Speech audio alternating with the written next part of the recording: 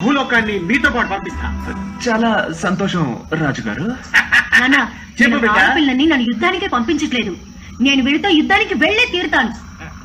దయచేసి నాకు అనుమతి ఇవ్వండి నాన్న. ఆ? ఉమ్. ఆ. అర్జునుడు తీసుకో. మంగిడి మంగిడి జంగిడి, జంగిడి. నా బిడ్డ జంబ కూడా మీతో పాటు వస్తుంది. ఆ? సంతోషం రాదా? భూలోకం వాళ్ళకు జమ్మ విజయంతో తిరుగునండి. చిత్తం ప్రభు.